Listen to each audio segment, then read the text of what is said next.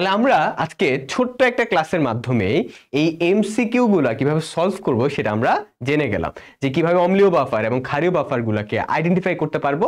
আসসালামু আলাইকুম সবাইকে, কেমন আছো তোমরা সবাই? আশা করি তোমরা সবাই অনেক অনেক ভালো আছো এবং সুস্থ আছো। আমি তোমাদের নূর ভাইয়া, সবাইকে স্বাগতম ক্যামকাটের নতুন আরো একটি পর্বতে। আজকের পরে আমরা শিখবো বাফার দ্রবণটা কিভাবে আমরা সহজেই চিনতে পারবো। এটা নিয়ে কিন্তু তোমাদের অ্যাডমিশন এবং এইচএসসি তে কোশ্চেন থাকে, তুমি অলরেডি জানো।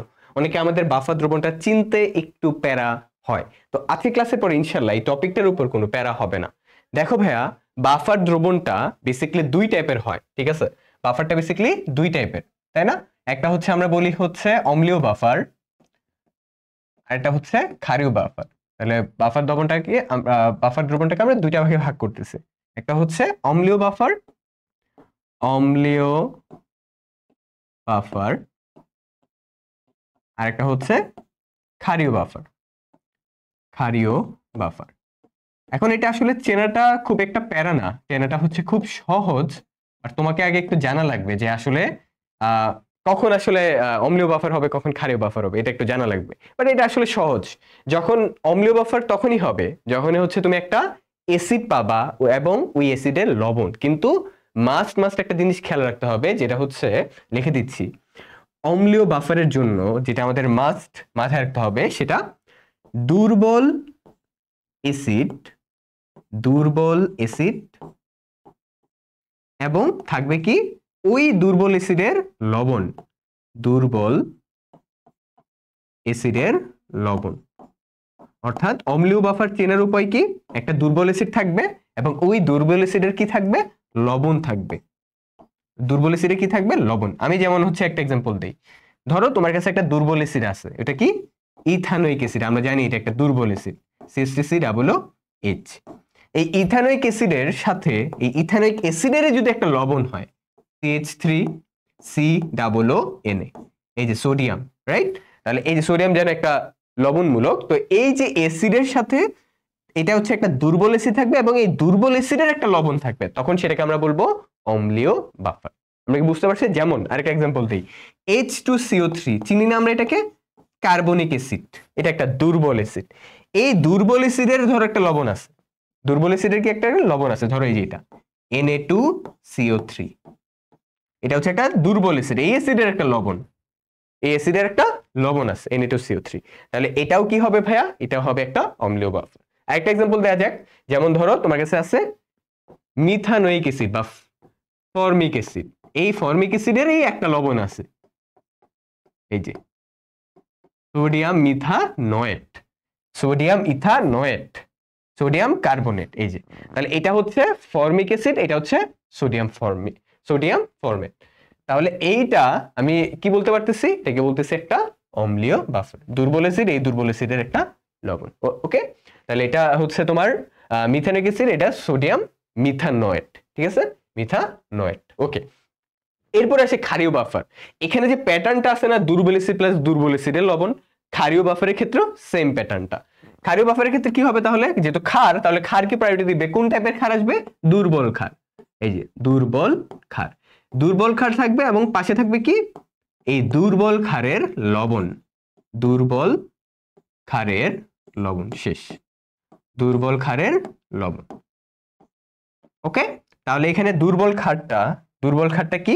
দুর্বল ক্ষারটা হচ্ছে ধরো অ্যামোনিয়াম হাইড্রোক্সাইড, এটা হচ্ছে কি একটা দুর্বল ক্ষার।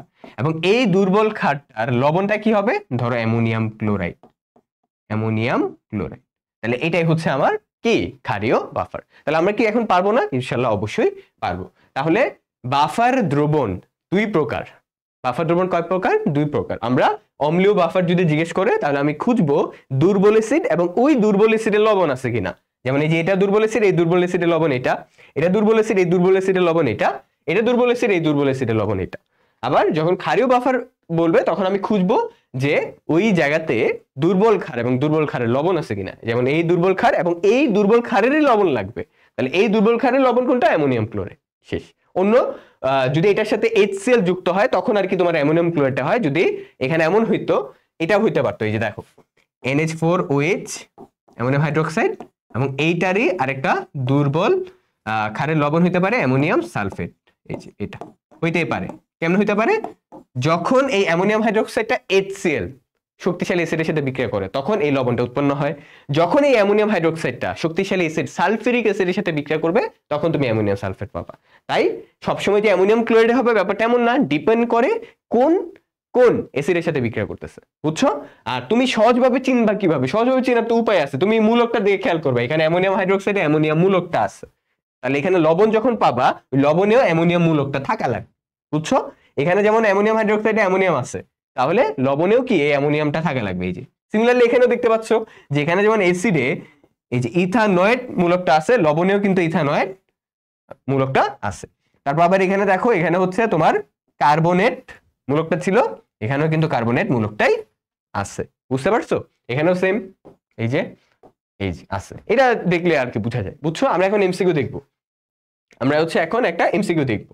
এই যে যেটা তোমার হচ্ছে 21/22 সেশনে আসছিল ঢাকা ইউনিভার্সিটিতে, জিজ্ঞেস করছে কোনটি ক্ষারীয় বাফার। তাহলে ক্ষারীয় বাফার যদি জিজ্ঞেস করে আমি দেখবো কোথায় উইক বেস, দুর্বল ক্ষার আছে, এবং এই উইক বেজের কি আছে? লবণ আছে। উইক বেজের কি আছে? সল্ট আছে। কোথায় উইক বেজের সল্ট কোথায় আছে এটা আমি দেখবো। তাহলে আমি একটু দেখি, প্রথমে এটা আছে, এটা কি? এটা হচ্ছে মিথানোইক অ্যাসিড এবং এটা হচ্ছে মিথানোইক অ্যাসিডের লবণ, তাহলে এটা তো অম্লীয় বা অম্লীয় বাফার, এটা বাদ। আমাকে জিজ্ঞেস করছে ক্ষারীয় বাফার কোনটা। এটা সোডিয়াম হাইড্রোক্সাইড এবং NaCl। সোডিয়াম হাইড্রোক্সাইড কি একটা শক্তিশালী ক্ষারক, এটা আগেই বাদ। তারপরে অ্যামোনিয়াম হাইড্রোক্সাইড দুইটাই ক্ষার, এটা বাদ। অ্যামোনিয়া আর কি অ্যামোনিয়াম ক্লোরাইড আছে। এখানে একটা অ্যাকুয়াস ফর্মটা কি? মানে এই অ্যামোনিয়াটাকে যখন তুমি পানিতে দ্রবীভূত করবা তখন সেটা অ্যাকুয়াস ফর্ম হয়ে যাবে। এখন অ্যামোনিয়ার পানিতে দ্রবীভূত করলে কি উৎপন্ন হয়? এটা যখন পানিতে মিশে যায় তখন উৎপন্ন হয় ammonium hydroxide, ammonium hydro oxide. এই যে এটার কথা বলছে। তাহলে এখানে অ্যাকুয়াস অফ অ্যামোনিয়া বলতে বুঝাইছে অ্যামোনিয়াম হাইড্রো অক্সাইড, এবং এটা কি একটা দুর্বল ক্ষার, এবং এই দুর্বল ক্ষারের লবণ আছে অ্যামোনিয়াম ক্লোরাইড, যে অ্যামোনিয়াম মূলক মূলকটাই, যে অ্যামোনিয়াম মূলক। তাহলে অ্যামোনিয়াম হাইড্রোক্সাইডটা হচ্ছে একটা দুর্বল ক্ষার এবং এর লবণটা কি? Ammonium chloride. তাহলে এখানে আনসার কোনটা হবে? এটাই, দুর্বল ক্ষার এবং দুর্বল ক্ষারের লবণ। শেষ। তাহলে এখন আমরা বুঝতে পারছি যে অম্লীয় বাফারটা কিভাবে আইডেন্টিফাই করব, ক্ষারীয় বাফারটা কিভাবে আইডেন্টিফাই করব, আশা করি আমরা আজকে ক্লাসের মাধ্যমে বুঝতে পেরেছি। ওকে, তাহলে আজকে শুধুমাত্র একটা ক্লাসের মাধ্যমে আমরা বাফার দ্রবণ আইডেন্টিফাই করতে পারবো না, ইনশাআল্লাহ পারবো। এমসিকিউ দেখে ইজিলি আইডেন্টিফাই করতে পারবো। কোশ্চেন আসে যে নিচের কোনটি অম্লীয় বাফার অথবা কোনটি ক্ষারীয় বাফার, আমাকে অপশন দেয়া থাকে যে তোমার হচ্ছে একটা অ্যাসিড দেয়া আছে, একটা লবণ দেয়া আছে, আমি ইজিলি আইডেন্টিফাই করতে পারবো না, ইনশাআল্লাহ আইডেন্টিফাই করতে পারবো। তাহলে আমরা আজকে ছোট্ট একটা ক্লাসের মাধ্যমে এই এমসিকিউ গুলা কিভাবে সলভ করব সেটা আমরা জেনে গেলাম, যে কিভাবে অম্লীয় বাফার এবং ক্ষারীয় বাফার গুলাকে আইডেন্টিফাই করতে পারবো। ইনশাআল্লাহ আমরা এখন যে কোনো এমসিকিউ আসলেই পারবো। ওকে, অ্যাটলিস্ট এই টাইপের। ওকে, তাহলে এই ছিল হচ্ছে আমাদের আজকের ক্যামকার্টের পর্ব। পরবর্তীতে আমরা আরেকটা টপিক নিয়ে হাজির হব। ততক্ষণ পর্যন্ত সবাই ভালো থেকো, সুস্থ থেকো। দেখা হবে আরো একটি নতুন ক্লাসে। আল্লাহ হাফেজ সবাইকে। আসসালামু আলাইকুম।